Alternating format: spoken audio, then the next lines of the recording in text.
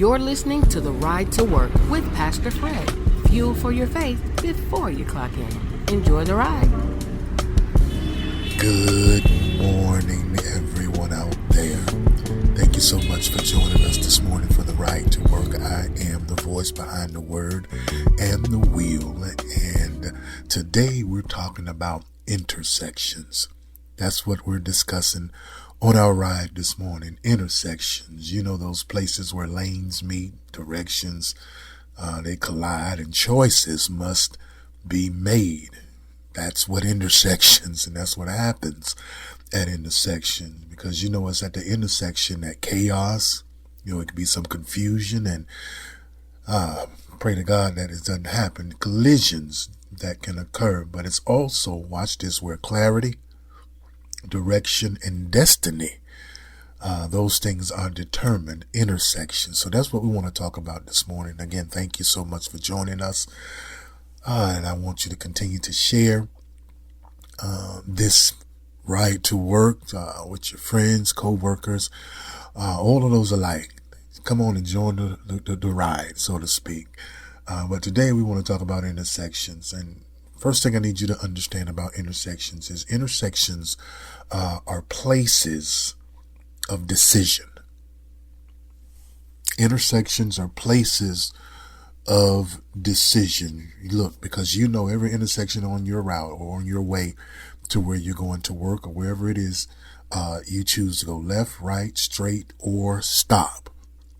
Basically, that it's places of decision. And just like intersections on the highway, life is pretty much the same way. It's no different.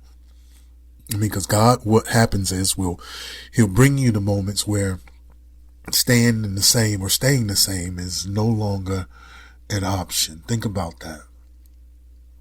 Yeah, it's no longer an option to stay how you are, to stay where you are, to stay in the condition that you're in. Choices or decisions have to be made. So intersections are places of decision. Watch this and hear me when I say this, because your next level depends on your next decision. Yes, it does. It does.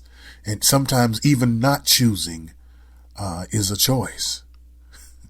Realize that when I say that, because we got so many people that we stay stuck. We stay stuck. I don't know if we get comfortable with where we are and feel that that's enough for us, or we're fearful of moving forward because it now requires more responsibility or accountability for what we've gained in the process of going forward or going higher or being elevated, promoted. But you have to make decisions. God did not design us to stay stuck in the same place, in the same rut, in the same situations that's not doing us good. It's about progression. It's about moving forward. And I see a lot of people that I knew growing up with, they're just stuck.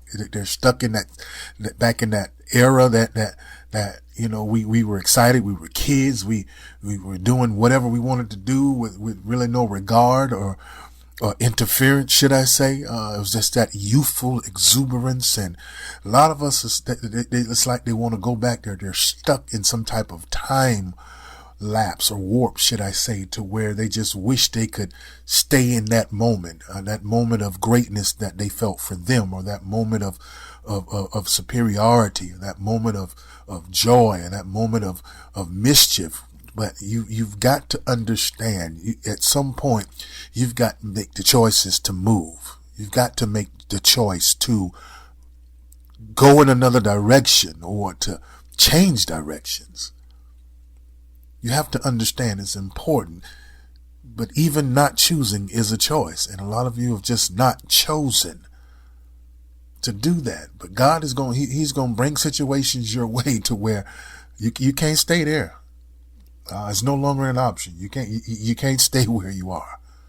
You can't stay where you are. Intersections are places of decisions. Think about it. You know, when you're sitting there at the intersection in your vehicle, in your car, and eventually at some point you got to make a move. You can't stay in the intersection. You can't stay there. Once you get to the intersection, you've got to make a move. You've got to make a move. Understand that. And you got to pay attention. Intersections require attention. They require attention. You can't speed through an intersection without consequences. You can't do that. I'm talking right now. I'm talking to somebody right now. You can't speed through an intersection without consequences. There's a price to pay just speeding through an intersection. You've got to slow down and look around and assess the situation, assess your surroundings, the environment. You have to do that. And some of us rush through seasons we have to understand we were never meant to go through because we failed to examine them. Some seasons are meant to be examined. You've got to understand that, but we're rushing through it and we're just blowing through the intersections like that's where we're supposed to go without taking our time and thinking that no consequences are going to come to that. You got to slow down at an intersection. Think about it. You ain't gonna just rush through, because you understand the risk that you're taking as far as collision, colliding, crashing, lives being destroyed. You got to slow down. And so in that case, in your life, you got to stop rushing through seasons that really need some examination. There's some things that you've gotten yourself into that really, to be honest, you ain't even supposed to be there. You're not even supposed to be dealing with that. Some of us have got to points, and I'll even say it even clearer, ages in our lives. There's some stuff we're just too old for. I mean, haven't you got enough of the foolishness, the games, the lack? This revolving door of over and over again situations that you always find yourself in, because you just never took the time to examine the season, to examine the intersection of seasons and knowing which one I need to enter into. You got to do that, because in intersections, it requires attention and awareness. You got to ask yourself, who's coming into my life? Who's coming into my life? Who am I going to cross paths with? Who's crossing my path? Who's doing that? What signals is God giving me? Is he saying go? Is he saying, hold up? Is he saying go left, go right? But we got to take the time to examine that and understand and hear God, hear instruction. You can't blow through the intersection of life like that. You can't do it. You can't do it. God is the one that has the right of way. God is the one that has the right of way. Because you got to realize every intersection in your life, God's direction overrides your desire. Maybe what you want to do, but God's direction have to override that. Because in actuality, sometimes you don't know where you're going. You don't know what's up ahead. You don't know what's behind you. You don't know what's coming on the left of you or the right of you. Proverbs says what? In all your ways acknowledge him and he will direct your paths. When you try to jump ahead of God's time, and that's when crashes occur, collisions occur. Because you're trying to jump ahead of God. God is the right of way. God has the right of way. You can avoid unnecessary accidents just by honoring God's divine direction. Some of you are crashing for no reason. Some of you are you're crashing out for no reason. It wasn't necessary to go through that.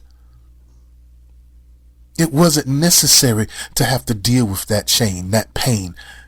It wasn't necessary to have to deal with that problem. It wasn't necessary to have to deal with that relationship. It wasn't necessary to have to deal with that financial struggle. It wasn't necessary to have to deal with that legal situation. It wasn't necessary, but you rushed into that season.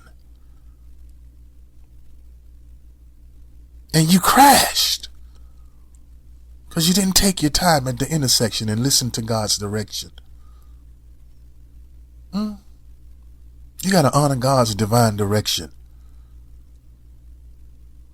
Intersection, I tell you, it's about making choices, decisions, and intersections are where you change direction without losing momentum. Hear me when I say that. You don't stop living because God redirects you.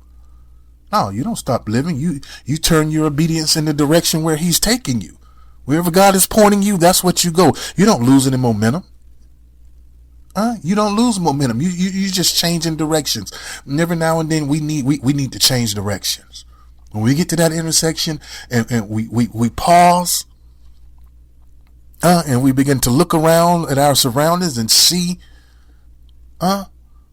who's coming towards us, who's trying to deal with us, who's trying to attach themselves to us, who's trying to be my friend, who's trying to be my worst enemy. What situation is the enemy trying to bring about to where it's just going to make me just, I just want to blow through this, trying to deceive me and thinking that, yeah, this is the way I need to go. Don't even pause at the intersection. Go right into it because it looks so good. It looks like it's right for me. When really it's just a facade. It's false. And you rushed into it. And once you got into it, reality hit you and you crashed.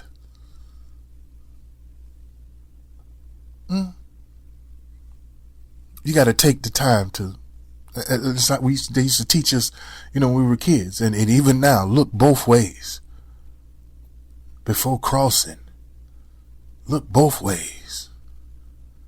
Look at yourself and then look to God. God,